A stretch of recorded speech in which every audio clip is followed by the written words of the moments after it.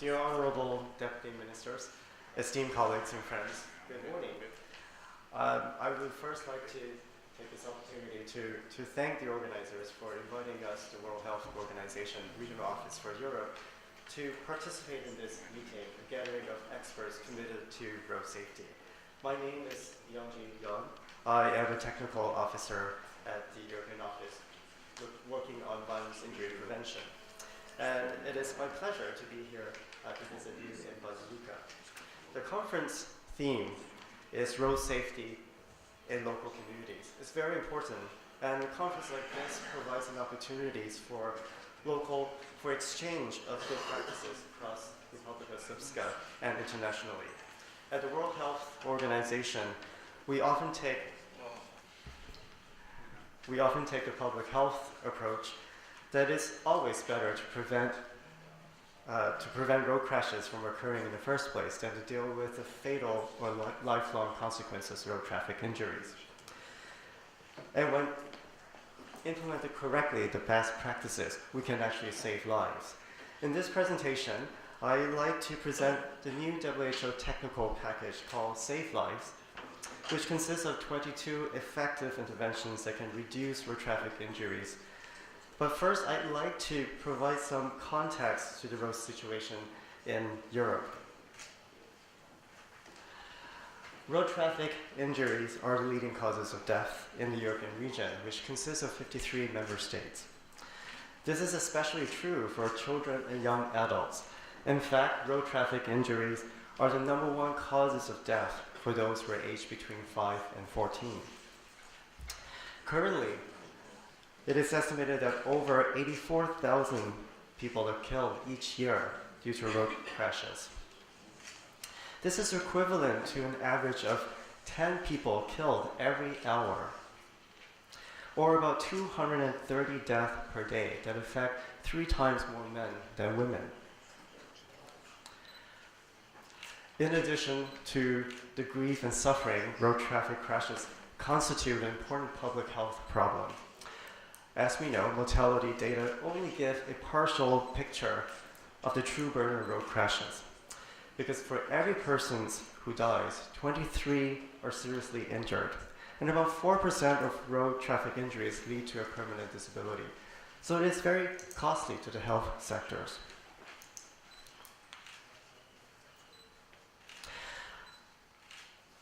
I'd like to provide a quick overview of the findings from the 3rd Global Status Report on Road Safety, which was released in 2015.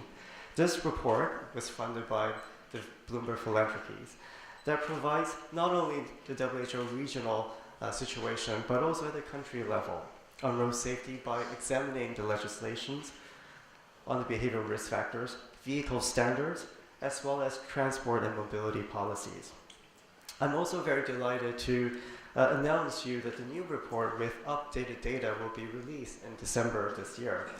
And I'd like to take the opportunity to thank all of you who provided valuable data for this report, and in particular to Dr. Alan Sranovic and Dr. Radovic for your contributions to this report.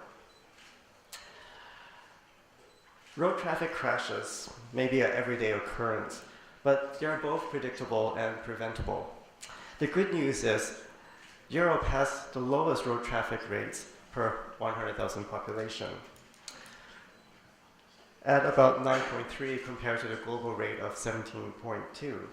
And since 2010, we've seen a decrease in road traffic death by 8%. And this is good news, in spite of an overall increase in registered vehicles by up to 20% in some parts of our region. But these are all great news, that we know that we can reduce road traffic fatalities, but there are a lot of inequalities within the countries in our region. Have a look at the map. The darker color represents higher death rates per 100,000 populations. In our region, we have the world's lowest death rates of just under 3 per 100,000 population. That is Sweden. We also have one of the highest in the world of 24 deaths per 100,000 in Kazakhstan. And in fact, the difference between the countries with the highest and the lowest death rates is about 9 times. And death rates are 40% higher in low middle income countries than high income countries. And who are the most vulnerable road users? 4 in every 10 road users killed on the roads are pedestrians, motorcyclists, bicyclists. And we need to take actions in reducing these statistics. I'd like now to share briefly the global strategies and policy to address road safety. The Sustainable Development Goals, or SDGs, offers an unprecedented opportunities for different sectors to work together to prevent road traffic injuries. And SDGs have a specific targets on road safety, 3.6, that by 2020, a 50% reductions in death and serious injuries, and 11.2 by 2020 to provide access to safe, affordable, accessible transportation for all. So we use a baseline of 2010 data, and with this target of 3.6, it calls for a 50% reductions in road traffic death and injuries across the world by 2020 and beyond. So what does this mean for country level of Bosnia and Herzegovina? Data from the global health estimates indicate that rates per 100,000 in 2010 is about 16.8. And a 50% reduction means that we need to achieve 8.4 by 2020. This means that we need to reduce by 7% each year. And we have very preliminary data from the 4th Global Status Report on Road Safety with a 6-year period between 2010 and 2016. This shows to be a 5.4% decrease in rate. This 6-year period represents country-level data provided by the Republic Srpska, the Federations of Bosnia and Herzegovina, and the district of Bičko.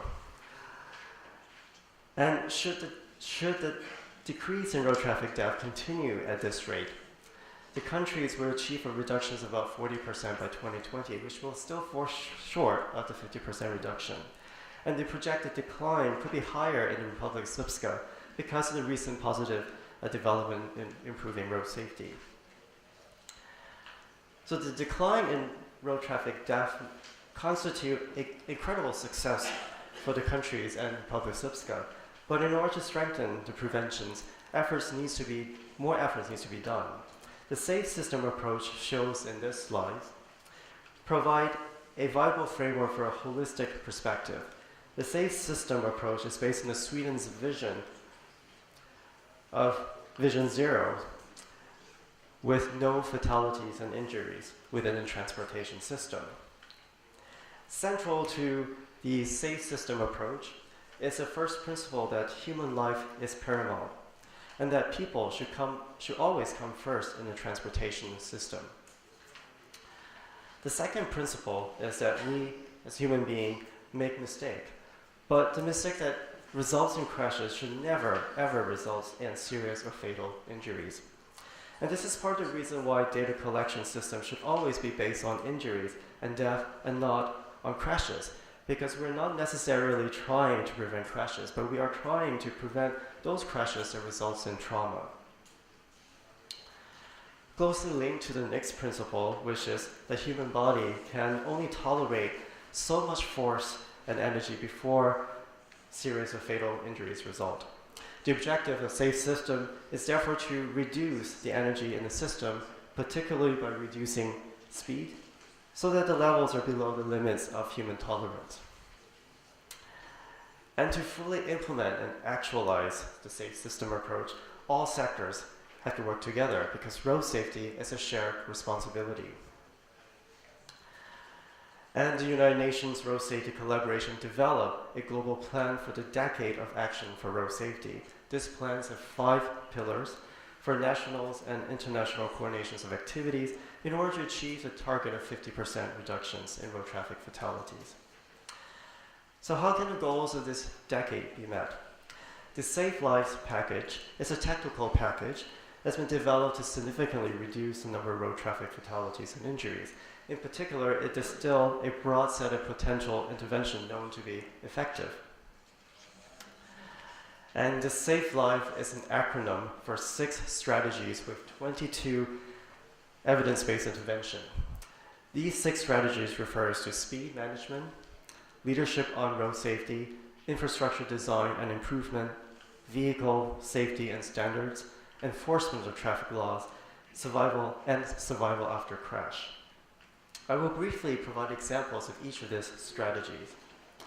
The first, on speed management. Speed enforcement is one of the most cost-effective interventions because, as we know, the faster you drive, the longer it takes to stop. Hence, establish and enforce speed limit can significantly reduce the number of road crashes. For France, in 2002, in response to the high mortality rates, they introduced an automated speed enforcement program, which is combined with more severe penalties of traffic violations as well as media campaigns. And evaluations show that between 2003 and 2010, shows that 15,000 road traffic deaths and 62,000 traffic injuries were averted. And Grenoble is the first French city to reduce the entire city's speed limit of 30 kilometers per hour, using posting speed limits, as well as a number of traffic calming measures. Leadership is the ability to influence and inspire people to achieve a certain goal. A good example is Sweden with the adoption of Vision Zero in 1997. That has mobilized action and implemented effective measures over several years, and that now they have the lowest mortality rate in the world. The Global Series Report on Road Safety, the third report, indicates that most countries in Europe have national strategies to improve road situation. And road safety is high in the policy agenda. And I'm really happy to know that Republic Srpska and many countries have specific targets to improve risk factors of speed, drink driving, and use of seatbelt, child restraint, and helmets. The infrastructure and design improvement. Road infrastructures is traditionally focused on motorized transport and economic efficiency at the expense of safety, particularly for pedestrian, cyclists, and motorcyclists, the so-called vulnerable road users, which put them in dangerous situation. And what might be the solution? And it's to provide safe passageway for pedestrian, separate lanes for bicycles, speed restrictions in residential and school zones.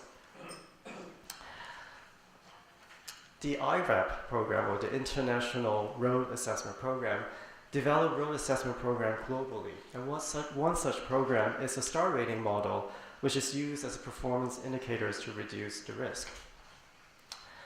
Research on star ratings and crash data shows exponential decrease in crash costs for each star rating improvement. So let's use an example of the star rating for schools. We can illustrate how improving star ratings can save the lives of school children by simply investing on sidewalks, which can reduce the risk for pedestrian death or serious injury by 50%. Or adding a refuge island, which further reduces death by 24%. We can further improve the star rating to 4 stars by adding pedestrian crossing, which reduces another 25% in death and serious injuries. And finally, by adding race crossing for children to allow them to cross the street, we'll reduce another 34%, with a total of 81% reduction when we improve 2 stars to 4 stars ratings. With the increased fleet of motor vehicles, as seen in the increase in car registrations, it is important to ensure the design of vehicles adheres to recognized safety standards. And one example is the Australasian New Car Assessment Program, or ANCAP, that provides consumers with advice and information on the level of occupant and pedestrians protection. ANCAP safety rating has a rating between 1 to 5 stars, indicating the level of safety they provide in the event of crash. So the more stars, the better the vehicle performed in ANCAP test.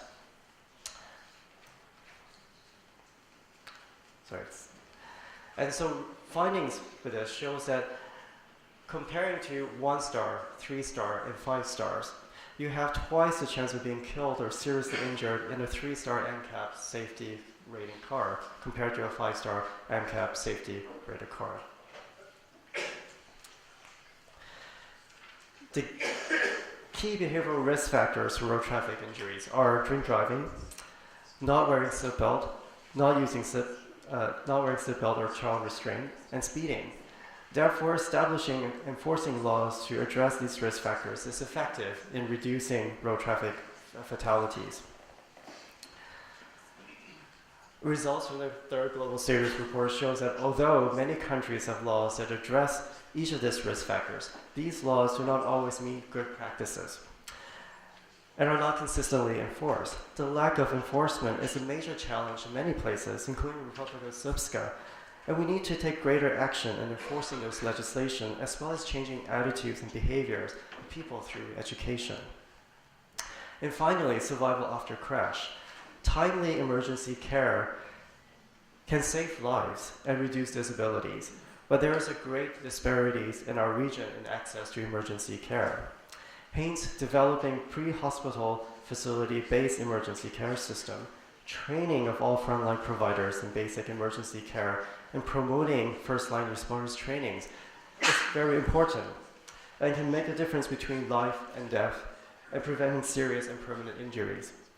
I'm also very delighted to share with you the Faculty of Medicine in Banja Luka has recently approved the introductions of the entire curriculum of violence and injury prevention program that the World Health Organization has developed to master's students of doctors and nurses.